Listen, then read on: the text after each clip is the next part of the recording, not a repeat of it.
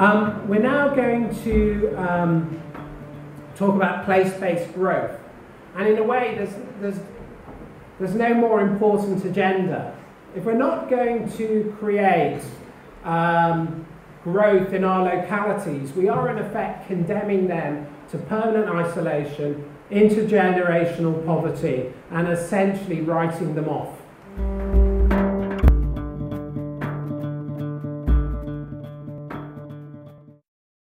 And what we have is we have a wonderful, wonderful panel of people, and I'm incredibly grateful to all four of them for coming to speak to us about how we can genuinely boost local economies and transform the places in which we live, reside and work.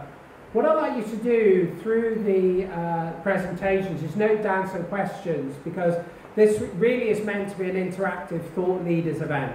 So when colleagues have finished speaking, we're going to sit down and we'll open it up and have the sort of discussion we need. So let me just introduce, first up to speak will be Indy Johar, who's co-founder and chief executive of the Hub. He's also co-founder and chief executive of numerous other organisations, and is one of the most interesting and innovative people I think I've met in the last 5 years. He really, really believes in a new economic and social settlement. And it's not just platitudes, and also Indy has the ideas that can help deliver it. We have Laurice Ponting, executive director, so many titles in the world, of communities at Genesis Housing Association. And Genesis are again one of our most innovative housing associations. And part of what we want to do is hear from Laurice about what they're doing and see if we can transmit and broker that elsewhere. We have Hazel Young, Director of Policy and Service Development at the Wheatley Housing Association. And again, this will be lessons from Scotland. I think there's a lot of lessons that we have from up north that we don't yet know or learn. And one of the things I'd like to do is create a space where we can understand what they've done in the different countries of the United Kingdom and learn from them.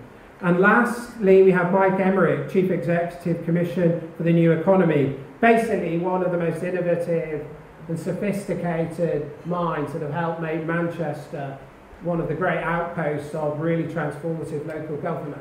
And as I said in my introduction, unless we have really innovative councils that are prepared not to kind of do things in the old way, but broker and share power, none of this will happen.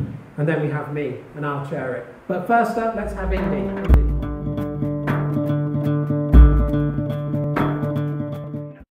Good afternoon. Good morning actually. I'm going to make it look relatively quick. It's very difficult to deal with such a big issue so quickly, but I'm going to talk it from a perspective of a housing association. And the perspective is, I think, I've got sort of 6 points really. One, I think if you're going to get involved in place-based growth, you're going to have to be structural about it. And what do I mean by that? I mean you have to re-understand your fiduciary duty. And I think one of the best conversations I had was over a while ago was with a Court Housing Association, and we were talking to this CEO about actually what does it mean if you look at your balance sheet, and if you want to protect your balance sheet for your investors, what is your balance sheet made out of housing? What is the value of that housing linked to? Actually, it's linked to the price of that housing. What is the price of that housing linked to? The economic and social performance of the neighbours in which those houses exist. Now, if you can make that leap, that this is, in order to invest in that area and those people, you're not doing it as part of your CSR budget, you're not doing it as part of your publicity budget, you're actually doing it as a structural protection of your assets, your balance sheets, then you have a game on. So I think one of the big things that we should be, I think you should all be lobbying for, is to reinvent your fiduciary duty issue and take a broader view on it.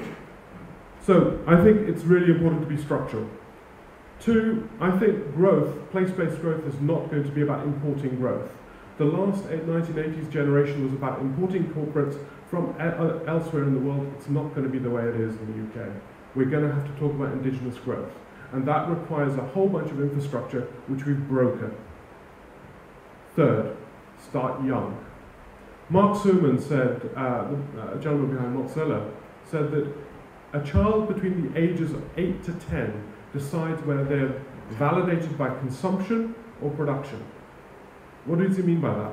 He means that if a child finds themselves, their endorphins being released by getting a present or actually just buying something, or whether they get their endorphins released by making a bike. You have to start young. And you have to start very young to be able to shift the mindset of actually being a maker. And a maker is not just a physical maker, it can be a maker of any type.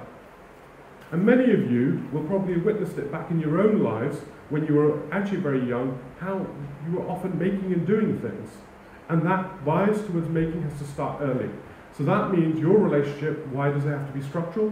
Because you're going to be in there for 8 to 10 years before you see any of the benefits. Well, fourth, and I have lots of arguments with housing associations about this, is be universal. Do not try to target the bottom 5%.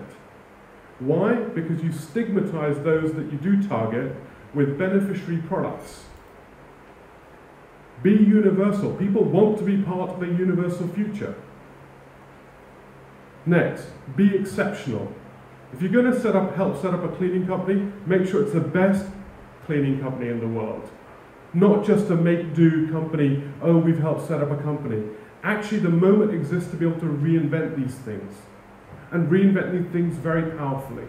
So don't just fall for, oh, well, we got some mediocre business support advisor to stand in there who, frankly, has never set up a business himself, never been successful, never done any of this stuff for himself, and you expect them to be able to induce any degree of passion in people. It's really important. Aspire for exceptional. Everyone can do it. I took a bunch of kids from Swiss Cottage, 15 of them, privately financed, right? We all raised the capital, took them out to, in a tough part of Swiss Cottage, we took them out to New York to see Red Hook County Court, Girls Club, various other things. What were they missing? They were missing plausibility. They weren't missing desire, they were just missing plausibility. How do you create plausibility? And plausibility for the exceptional is far more empowering than plausibility for the mundane and the average. And I'm sorry, I know there's a lot of kind of feeling, oh, well, I'm sure they're not capable. Frankly, this kid raised £100,000 within 4 weeks of coming here. And everyone was writing him off before. This is about plausibility. Build plausibility, it's really important. Next, I think focus on your local economic multiplier. I'll use Accord because I know their numbers. They have a £40 million spend annually. How can you use that locally to induce that into your economy? How much are you not going to the big contractors? How much can you actually support a microeconomy being grown? Only if you use that flow of capital smartly to build local economic multipliers can you actually move into the game. And that requires structural changes. Finally, and this is my challenge, I think the sector is run by real estate people. And the real estate future is dead. And that means most of the leadership comes from real estate. And they see this as effectively a marginal 1% to get close to government or get close to PR. It's not. Frankly, this is going to be your future. Social value creation and the creation of the place-based economy is going to protect your housing stock, and secondly, it's going to be the basis of any sustainable future. We are not going to go back to a real estate economy. I guarantee it. Certainly not part outside London. So I think embracing that means, I think some of the leadership will have to change. And I think some of the leadership will have to become focused on social value creation as opposed to real estate. It is not about more houses. It's going to be about what outcomes you deliver to the people that are actually your residents. And I think that's one of the big criticisms, and I'm hearing people leaving the housing sector, the big criticisms that they're saying, young people, very powerful, who are saying, actually, it's a SOP. People don't really want to get into the structural change of being a social value engine. Accord Housing Group, and I know I'm only using them as an example, there's many of you are equally good, or if not better, matched Cabinet Office funding to set up a social investment fund. There is huge opportunity in there, but you're going to have to get involved. So I think in terms of actually the local, you have all the tools, you're going to have to reinvent yourselves. I think it's not a choice. You can either hibernate or you'll actively reinvent yourself. I think it's a wonderfully interesting future, by the way. So although I'm being provocative, I do think the future is you have £7.5 billion worth of balance sheets. You have the ability to change the future for the positive good. Frankly, I'd be really interested in how citizens hold you accountable for that balance sheet. Because I think there's a new accountability required, not to your investors, but actually to the wider public. You have the balance sheet. You are the creators of the future. It isn't going to be government, but you certainly have the capability. What an amazing future. You can craft the future. That's it.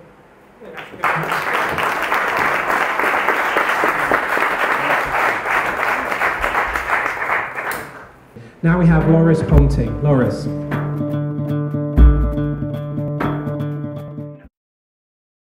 Good morning, everybody.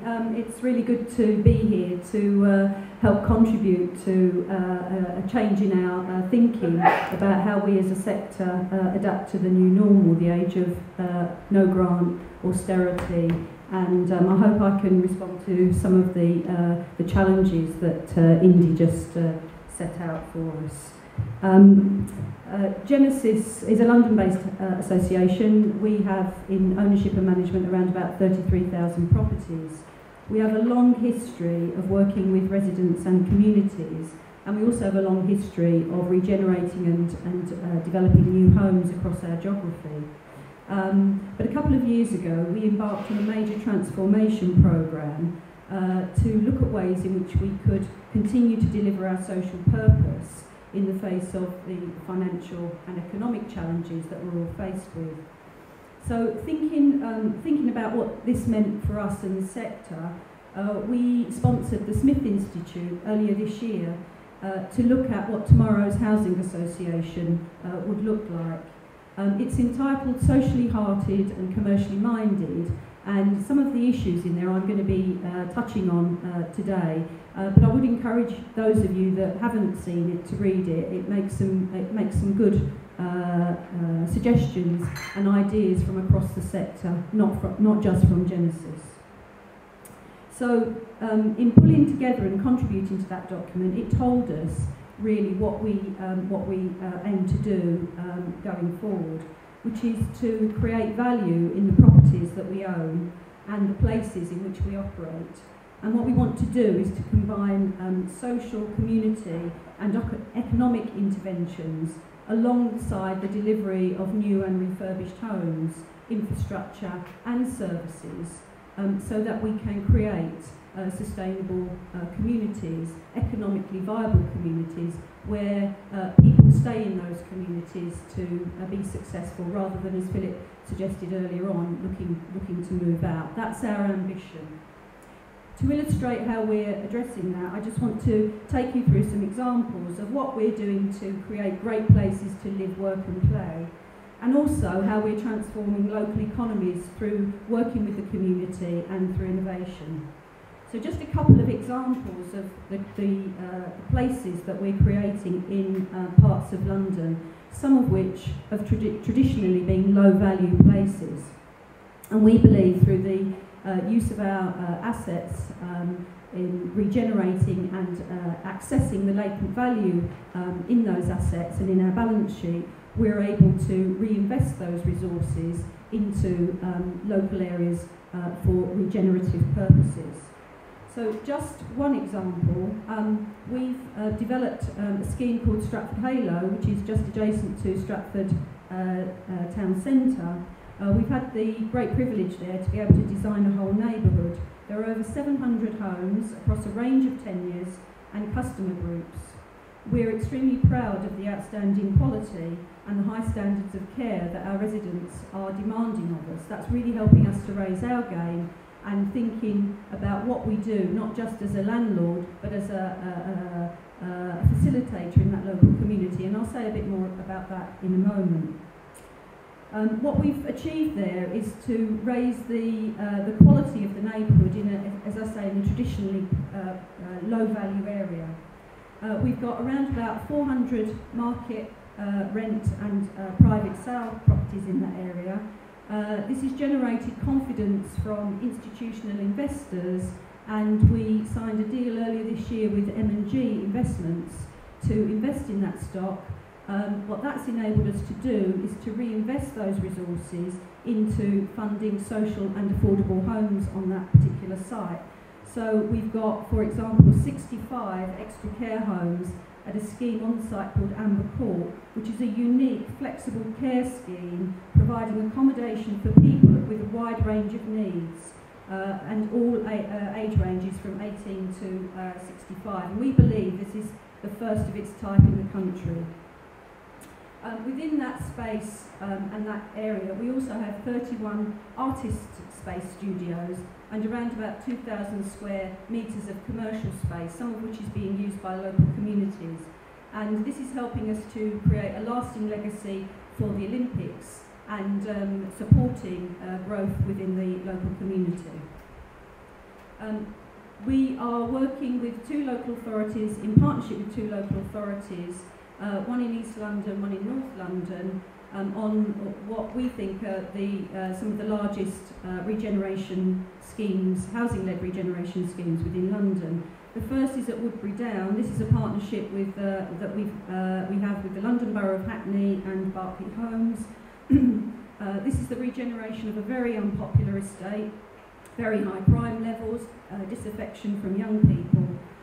What we're able to contribute to the regeneration of that scheme is mixed tenure, mixed prices, mixed community, enhanced leisure facilities, new gardens, new leisure paths, and an orientation of the site to maximise views of the water and values within the site, enabling the re-provision of affordable housing with stunning quality and views.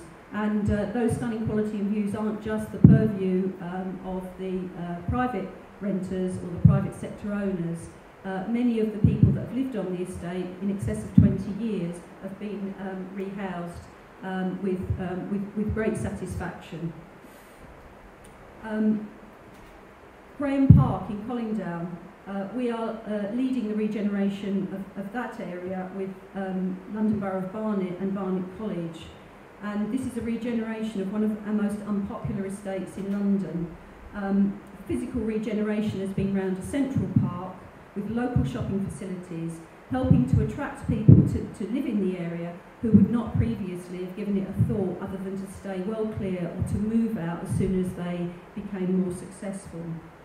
We've used our resources there to help start to create a market, a housing market, with and this has of course got a different risk profile for us and a different approach required, but we believe that taking that risk and using our assets and our resources to contribute to that community is part of what we should be doing as a housing association.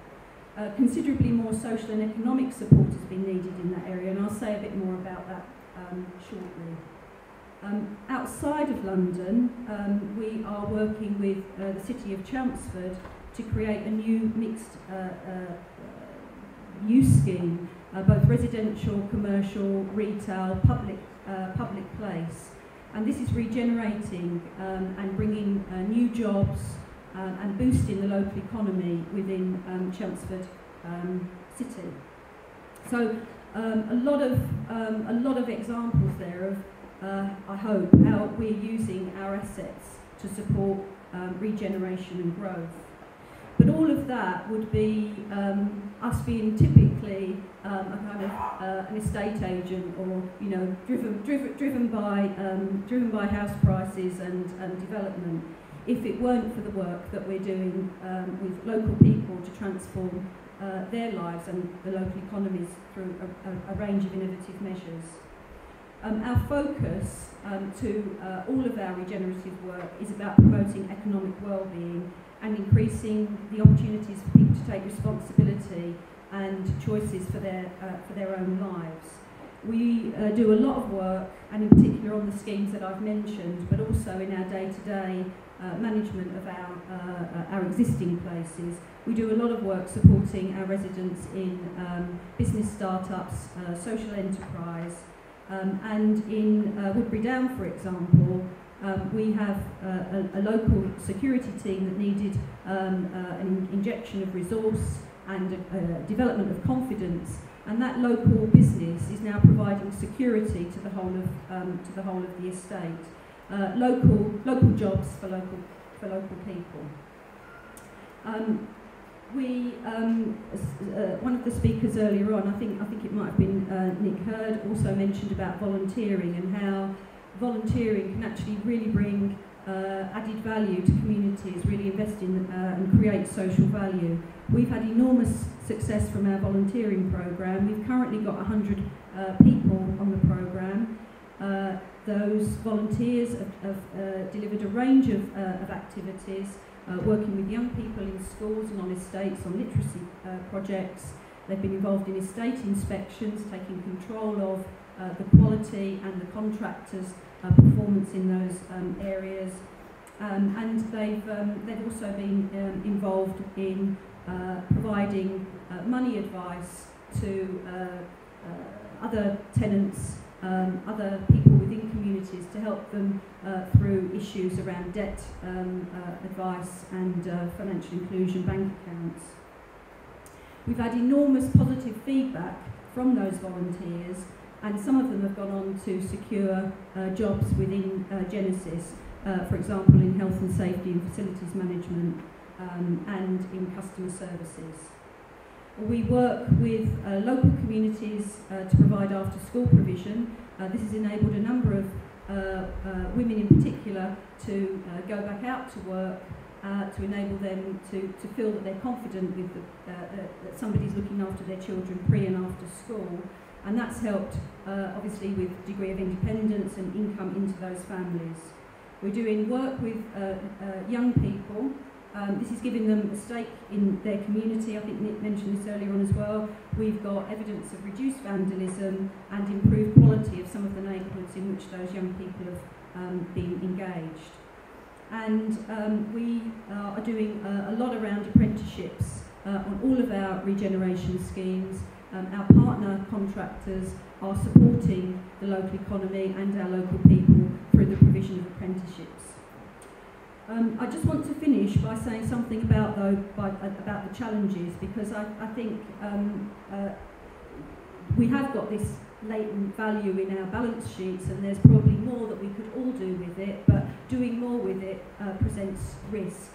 And you know, one of the big challenges is about generating the resources required. To some extent, Genesis is in a positive position because we own stock within some of the most highly valuable areas within London, and one of our objectives is to rationalise some of that so that we can capture the latent value, so that we can reinvest it in lower value areas in London and generate you know, a greater boost to that local economy. But not every association is in that position. So all of this work that we're talking about does require resources. It's great that government through the Cabinet Office are putting forward, you know, an amount, millions of pounds, to enable us to work with communities. But actually, if we want to really change people's lives, it's also about the quality of housing, and it's about more housing, both in London and outside of London. And how are we going to pay for that? Because the reality is the sums don't stack up in many areas. So I think, you know, if the press are here, if government's here, we do need more gap funding. It's not going to work by just accessing our balance sheets.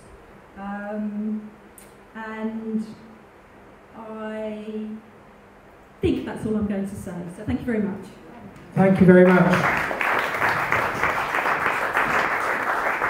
We already have an interesting debate about balance sheets, and well, no, it's a genuine one now, and what we do with them. Do we still maintain the mission of building homes, or is it better, and actually in the end a greater gain, to concentrate instead on social value? These are the type of discussions that we should have. Is it better to spend goodness knows what on housing for people, or improving the conditions for 40,000? Now it's already exciting. We're only halfway.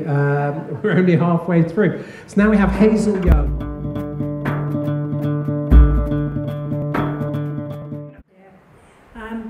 Good morning, everyone. I think it's still morning. morning. I'm delighted to be here today. Phillip mentioned earlier that it might be good in terms of a Scottish context if we told you a little bit about lessons that can be learned from Scotland. Now, I'm not sure maybe if I'll bring all of that out, but certainly in terms of the discussion, hopefully we can discuss that as well. The Wheatley Housing Group is the biggest Scottish housing association, and I'm going to talk a bit about how we work with our communities in terms of regeneration. And I'll talk mostly about GHA, which is our biggest subsidiary. And GHA took Glasgow's housing stock 10 years ago. This is our 10-year birthday, if you like. That was a transfer of 80,000 units from the City Council to Glasgow Housing Association at the time.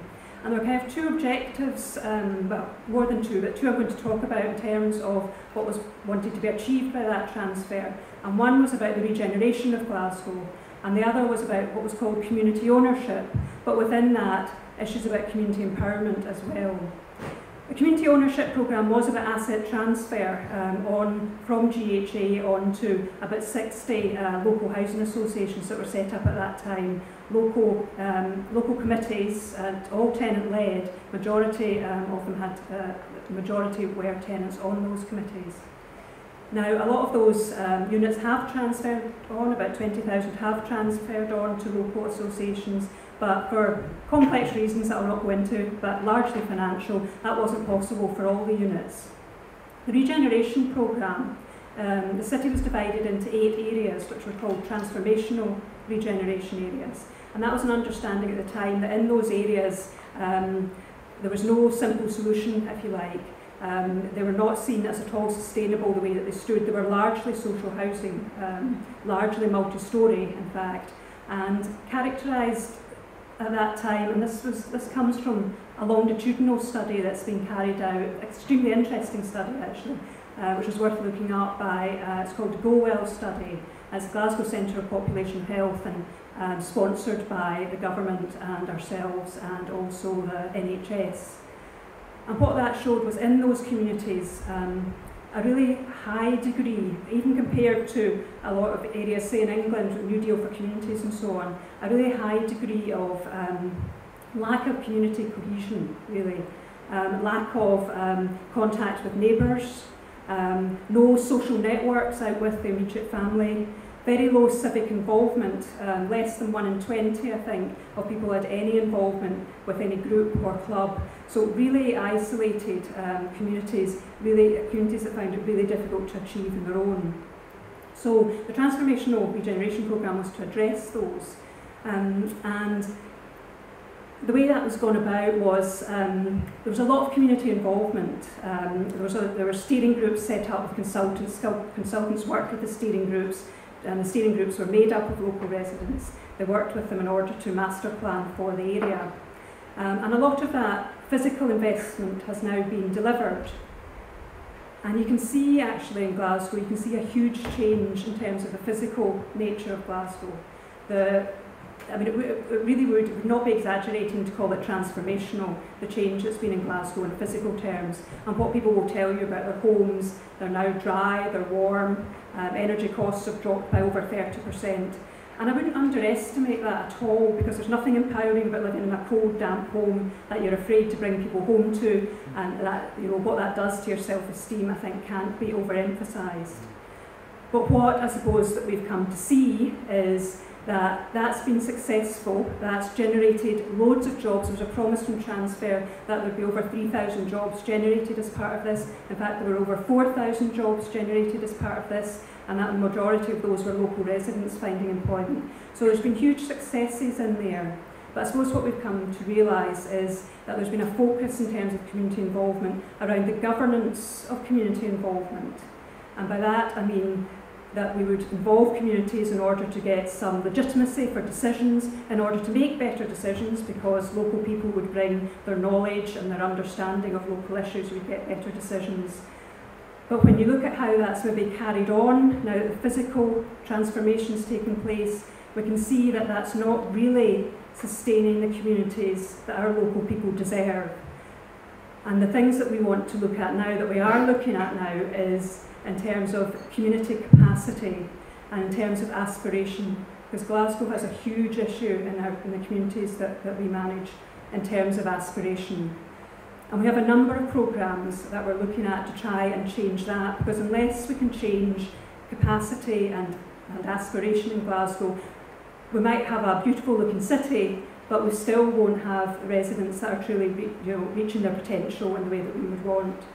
So one of the things we're doing is we have an educational attainment programme. Again, thinking about Scotland, educational attainment is really important in Scotland. I'm not saying that it isn't in England, maybe I'll just leave that hanging as a controversial point, but educational attainment really important in Scotland. So we've got an educational attainment programme running. There's a number of strands, and I'm not going to them all now because of time, but one of them is our bursary programme. So last year we had 200 bursaries for people going on, that's our tenants and children of our tenants going on to further or higher education, and this year we have a further 200.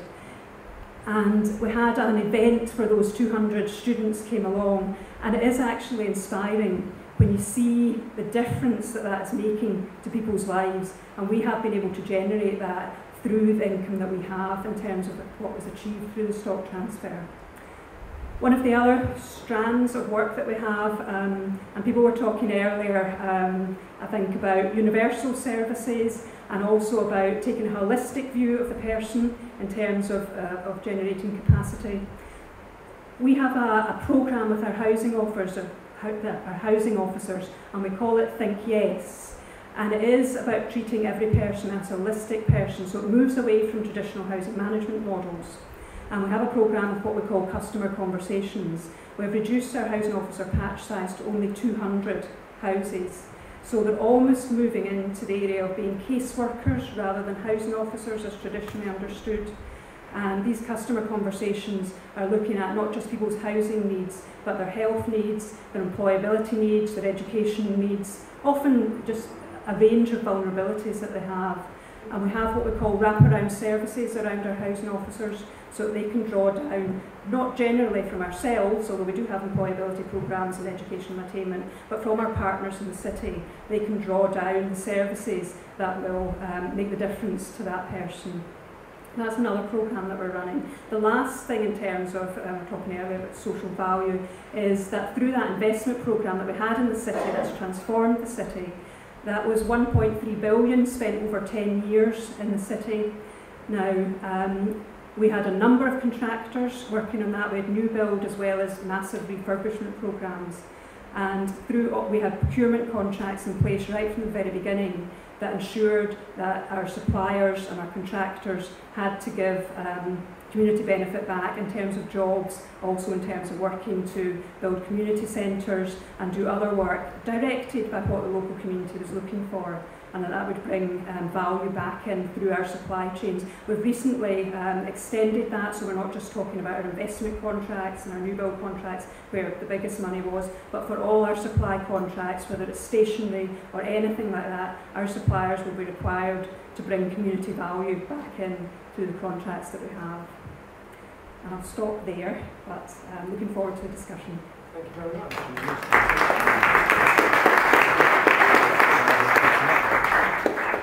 Really interesting to hear the recognition. We've changed the physical shape, but more needs to be done. And can we have 4 fresh glasses as well, please?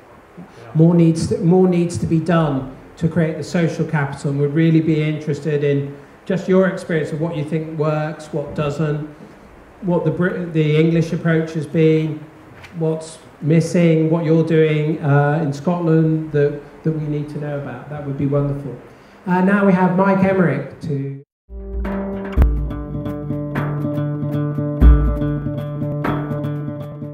A lot of the analysis Hazel's just given you about Glasgow very much works in a Mancunian context as well, I have to say. But I want to start with something Nick Hurd said about transfer of power, because the estate I grew up in South Manchester and that I look at very often as I go to and from the airport, I suspect on that estate, and a lot of estates like it, people don't feel like there's power being transferred to them at this moment in time. I think people feel like there's a punitive regime that's taking away a lot of entitlements, and that those things that are being put in place are but distant prospects, if they're known about at all. And I think in that context, it must be important, what Phillip said at the beginning, that all institutions of the state, intermediary institutions like housing associations, and indeed the market, all play their weight alongside communities themselves to try and mediate and shape the forces that are really hitting our communities hard with more destruction than creativity, to borrow Joseph Schumpeter's phrase. Because if we don't make sure they all work together, I think there's a very uncertain future for the communities that you serve. And I want to talk about the two aspects of this we've not talked very much about so far, because we've talked a lot about community and intermediary organisations. I want to talk specifically about the role of civic leadership, because I think that's what I can speak most competently about in an economic context, and then to bring it back to housing.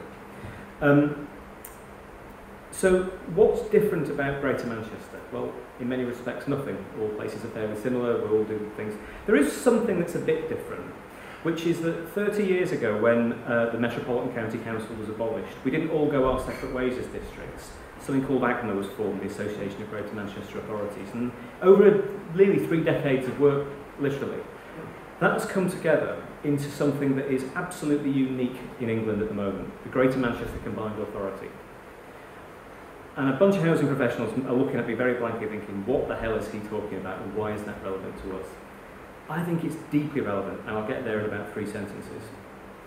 Because traditionally, in the conurbations, after the abolition of county councils, and probably when the old county councils were there, the boroughs saw themselves as separate islands in competition, working against each other, trying to poach each other's students for colleges, trying to poach businesses from one another.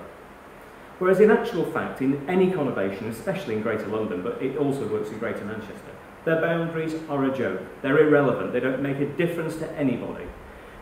If you come from Bury, or you come from Rochdale, or you come from Bolton, and you're on the west coast of the United States of America, you say you're from Manchester, because that's the place they know. And I think that's what our politicians and business leaders tapped into. And I think we've turned to our advantage. Because what's come out of that is a whole set of decisions that we're driving. And I'm going to come back to the most important in the last few words in a minute. About how a place works, and to really get the economic levers focused on creating value, not trying to outcompete businesses to locate here and there, but to work out where the right place is for that business to go and put them there. And I think housing has got a big role to play in that too. My observation about housing professionals over the years has been that they are housing professionals. They care about the rent, they care about the services, and they don't care enough about the places and the relationship between the places they serve and the wider hinterlands within which they exist. And from all the work we've done, what we know is that our problem in Manchester is that when the Great Recession washed out the last of the cotton and heavy engineering industries in the early 80s and the late 80s, our population became residualised with it. Communities of people, the dignified working classes going out to work, became estates that John Hills described in his report a few years ago. And that what we know is that demand for housing is a derived demand. It's derived from schools, it's derived from the proximity to a job. And how much of that is central to the way in which we think about housing? How central is it to how housing providers think about their place? Not in terms of what goes on within their estate, not even in terms of what goes on within the borough, but how those people get en masse into jobs. And I don't think we think half enough about that. We need sticky places. It's a phrase we use a lot. We need places that people come to and want to stick to because they're desirable places to live. That must mean that the areas that registered social landlords serve look a lot more like the more prosperous places. They feel like they've got vibrancy and they've got balance. What drives that? A tough ask. But if we don't answer that question, we're never going to get out of the hole that John Hills described in his seminal report on housing some 10 years ago. I think what he described in that report was the need to almost detoxify social housing. Because what we know is that so many of the ills that the government exists to try and sort out, that the market has created and failed to sort out, and that communities valiantly grapple with trying to sort out, those problems exist en masse in high concentrations in social housing. They just do. And they're multivariate problems. They're not housing problems. They're not, as DWP would want you to believe, benefit problems. They're not, as BIS would want you to believe, skills problems. They're not, as health department would want you to believe, health problems. They're all of them. They're completely interrelated unless we have a government system that puts the right sorts of measures in place at the right times with the right kinds of sequenced interventions. Nothing works. And I think that's what goes on social housing estates the length and breadth of this country. Valiant effort against a government system where nothing works at scale. Small scale initiative, never scaling up, and that is, I think, what we've got to tackle. And that's where this work that we've done as a conurbation over 25, 30 years has really come to pass through this work that we've got on community budgets. What we're doing is saying that it's simply, we can't salami slice anymore. The cuts into local government and other services are so deep that you can't just slice off another entitlement and still make the system stand up. If what you want is to have progressive policy that's going to be able to cope with the demands that are placed on it, you have got to reconfigure services. A family-led approach, focusing, I have to say, on the hardest to help, focusing on the troubled families, the kinds of families that cause disproportionate damage. And on this I'm with Louise Casey. The kinds of families whose behaviour absolutely embeds the no one works here syndrome on a lot of estates around cities like Manchester. What that means is starting to make sure that we've got single caseworkers working with families, able to pull in the support of all the services, be it health, housing, whatever it's needed to get those families moving. We're doing randomised controlled trials now on different interventions to see whether or not they work. And we're putting the proposals to government at how we fundamentally change through our community budget proposal our relationship between the state and those people and those places. And my question is simply this: where are the housing associations? Some are nibbling, some are playing, but I don't think there's really engagement. And I think that's where we've got to move. Because, as a community, housing associations sit on the only professional staff that are very resident in those areas, and quite literally resident in a lot of cases. Balance sheets to die for, even if they're badly regulated and in need of some shaking up, and that's something that we should be looking at. And I think we've got to get very serious about doing that. So for me, in conclusion, I think that housing has got a huge role to play. I think housing associations have got a huge role to play. But I think you've got to start with a long way back and start to think about how do these assets, how do these places fit into a place in a more general sense, and how can all of the leaders pull together to really try and make something happen at scale. Because if we don't, we're going to end up with what we've ended up with in housing, and all the time I've been looking at it, which is superb local initiative that in the end doesn't add up to a row of beans. Thank you.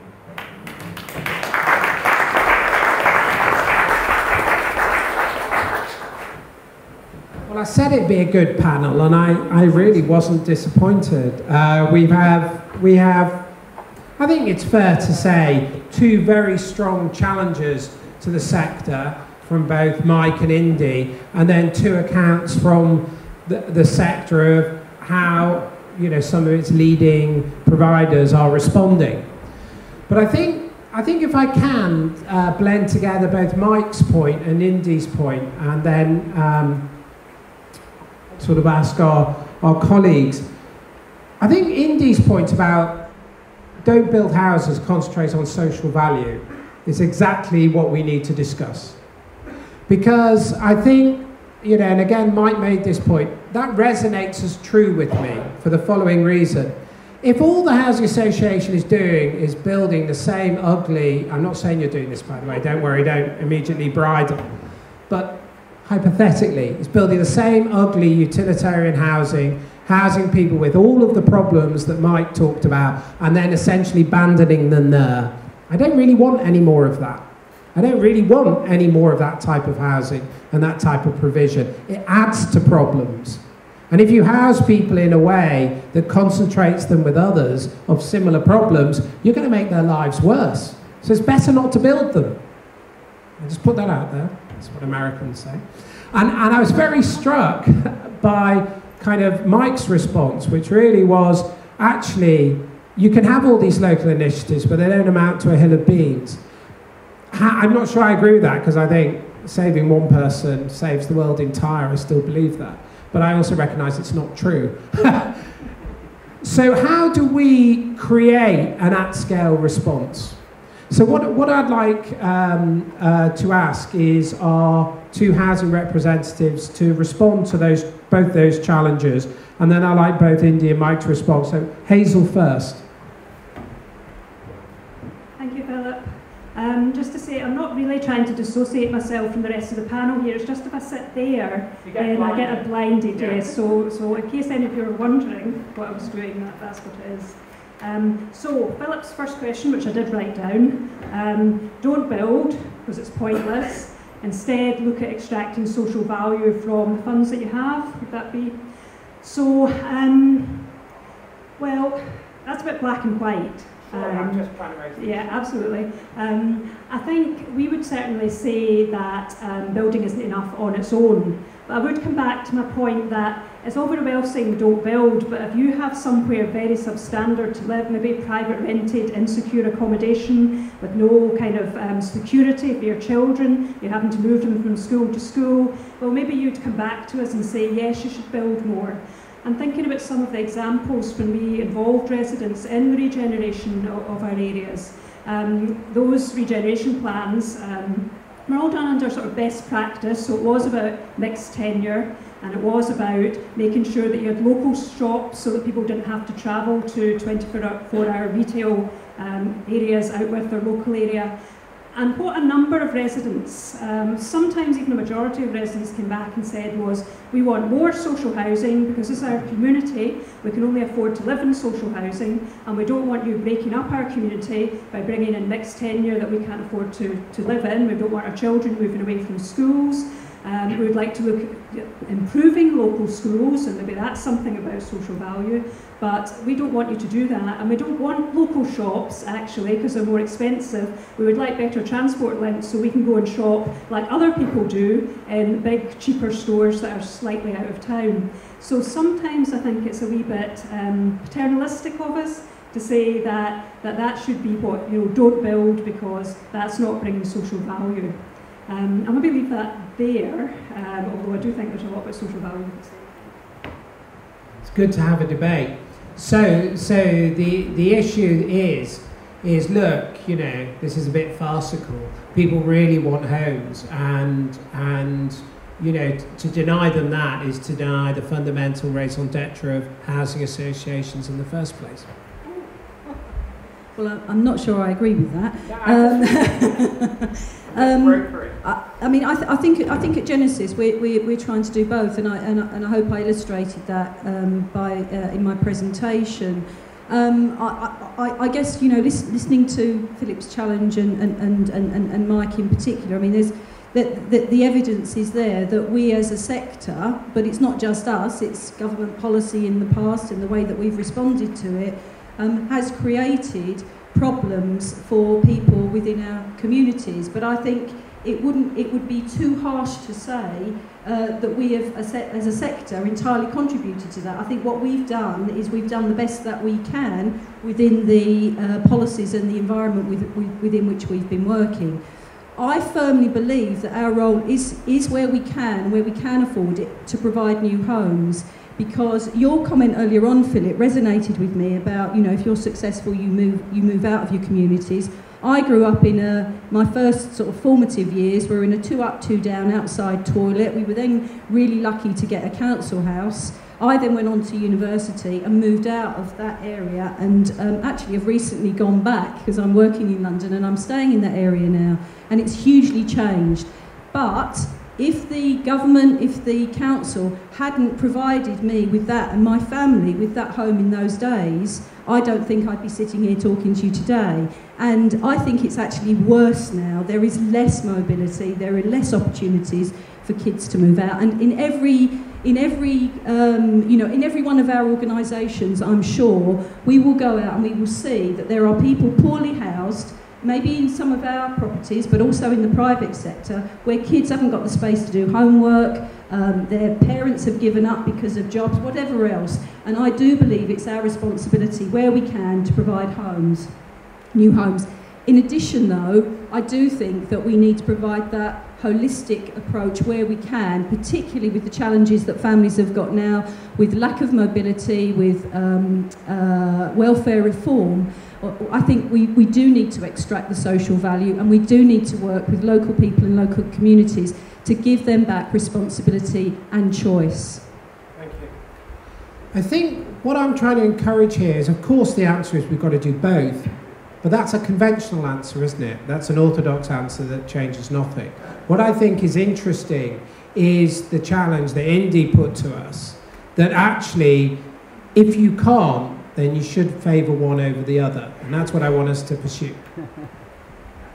Thank you. We can always blame the system, and in a sense the bankers sat here and blamed the system too. The difference between that and leadership is actually, regardless of the system, looking after the long-term good. I'm not sure that can be said. I think real estate provided a very convenient economic model that allowed a perpetuated myth of housing, and I mean housing, not actually living, to be provided. So I'm going to be really difficult and say, no, actually you were just replicating a very simple real estate model, which just happened because a lot of you were real estate people, supported the economy to which you wanted to operate. Government was handing out a very fixed revenue stream. You could grow your businesses. But actually, the inequality remained. Actually, much of the purpose to which you were aligned disappeared because you became very traditional real estate people under the guise of a social welfare. I think housing associations, and I've heard many of them say it in private, actually the social aspect of it is questionable. The only fact is it's underwritten by state. Are you more democratic? How are you more democratic? I think there's a real provocation. And the reason why I'm provoking is, I think the minister was very nice here. As public spending starts to wind down, whether it's this election or the next, trust me, they will come for your balance sheet. Either you move or they will make you move. And I'd much rather that you invented the future rather than force top-down to do it. Because it will happen, because they'll need the money. And you guys have the distributed infrastructure to be able to do that. That's why you're special. You have distributive infrastructure.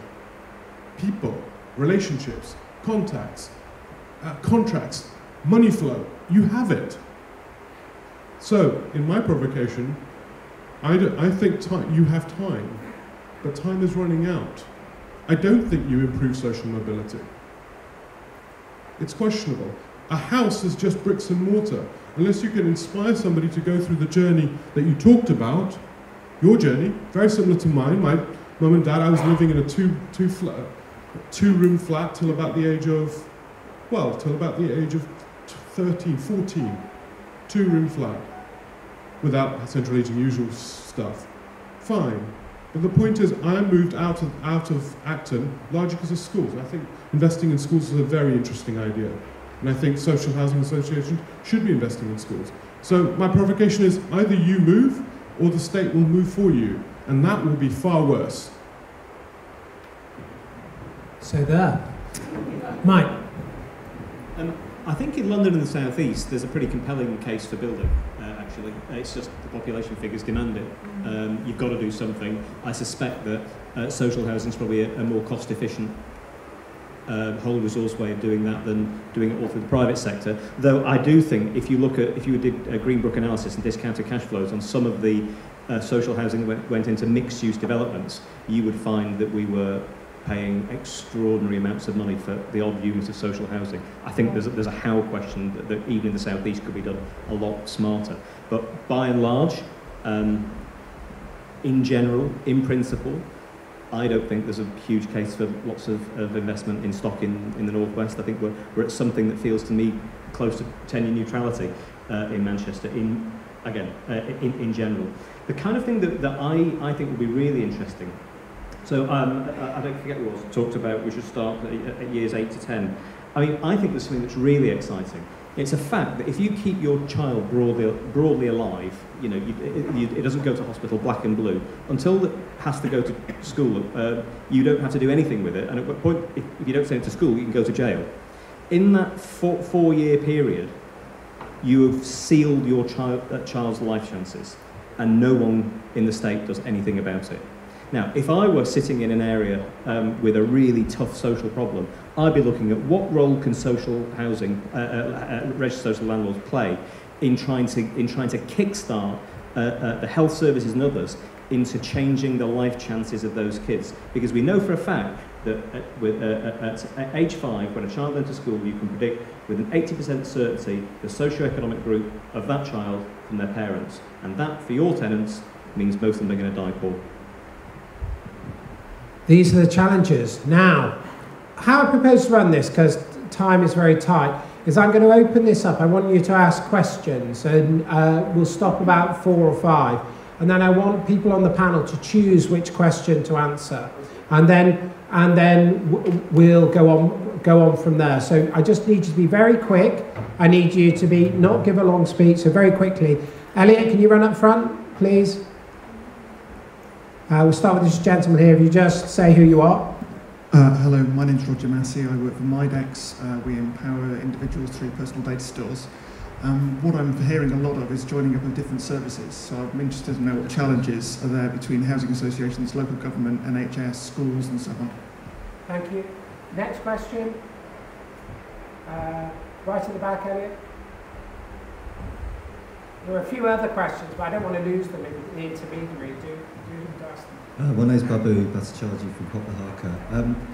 I think we're closer to our residents than many, and I think that regeneration-based change based on housing, I think is something that our residents strongly support for our area.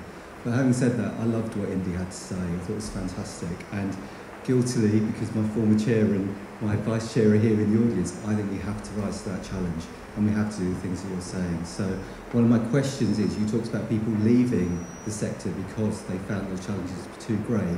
Where are you seeing the seeds of opportunity for that challenge to be taken on and to be successful? Thank you very much. Do we have another question?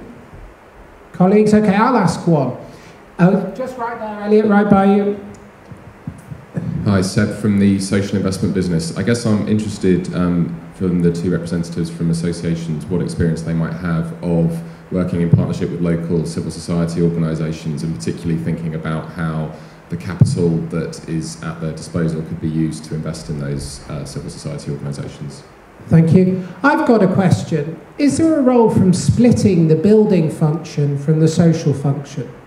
Can we actually, because I think there is a genuine contradiction and problem, what about creating an agency that builds, but then transferring them to a social agency that manages and designs? Might that enable a more effective, because we don't have to all have hospitals run by those who build them. So would that enable us to focus more acutely on the social needs? Okay, colleagues, if you just choose, we'll go this way. Mike?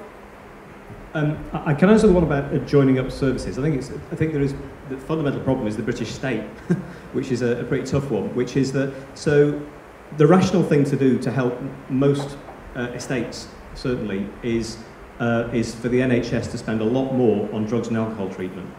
The problem is if it does that, it goes bust very quickly, and all the benefits of that land in much lower criminal justice costs. Because that's basically what's driving a lot of acquisitive crime and a whole lot of other bad behaviour in towns and cities. And so the whole point of the community budgets approach that I was talking about earlier is about trying to create a deal that sees effective budget transfers between those so that everyone wins on the deal, which is something the British state finds very hard. But if we do it, I think it could break new ground in exactly that really very important area. Okay, I'll take your question, Philip. I think there is, it's an interesting question. I think there is a case to be made in certain areas, parts of the country perhaps, to split the build function from the management, the social value function. I think it would certainly focus minds. What we would need to make sure is that the needs of people resident within those houses were taken into account in the design. Too often, particularly where we purchase properties from developers, the needs of individuals aren't necessarily taken too much care of. Thank you very much, Laurice. Indy? The partnership question I think is really interesting. My perspective is, rather than Capita buying out the economic department of a local authority, I would love a housing association to do it, because you're better placed. You maybe have the right ethos to do it. So I think current local authorities are structurally in need of partnerships. They absolutely need you to go out there and say, right, we'll build your social investment function for that local area. We will go out there and seed it, and there is capital out there. So I think actually local authorities are really open to a new form of partnership. You may not end up owning the whole budget, but what you may be able to do is facilitate a whole new entity being born. So seed the enterprise entities yourself. Don't wait for anyone else to do it. I think people are, I mean, what I'm experiencing and what we're experiencing is the door is absolutely open for the partnerships. The other question about actually where it's being done, I think it's really interesting that the minister that was advocating housing associations is also the minister that's actually leading social investment functions. You have a natural ally in that situation. I think the future of housing is going to be very highly linked to new investment functions like social investment. I think social investment function is not yet mature, so don't get me wrong, it's not right, but the community budgets or social impact budgets, social impact bonds, these things are going to become more and more relevant. I think they're still a first round phase, but I think you should use Nick Hurd as an advocate for fusing these functions together and becoming more holistic about it. Thank you. Maybe I can just pick up on some of the joining up services to give you an example. In Scotland, where local health, social work services are trying to join up to do that spend to save thing, where you get in early and you deliver so that you spend less money later on. The difficulty being obviously that who actually makes the spend. First of all, there's something called the Change Fund, which has been set up in Scotland, and it is a health and social work budget. However, we've been fortunate enough to make a number of bids into that budget. A number of things. Community connectors is one of them, where local people are putting people in touch early on with services, with third sector services, in order to take some of the burden off the statutory services, in terms of getting people into, keeping them out of institutional care by doing different things in their homes with occupational therapists and so on. So there's a number of examples of that where the Scottish Government is trying to change the way things are structured so that some of that benefit can come out early. So just an example from Scotland. Wow, that was a fab first panel. So thank you all. Can I ask a round of applause for the panel, please?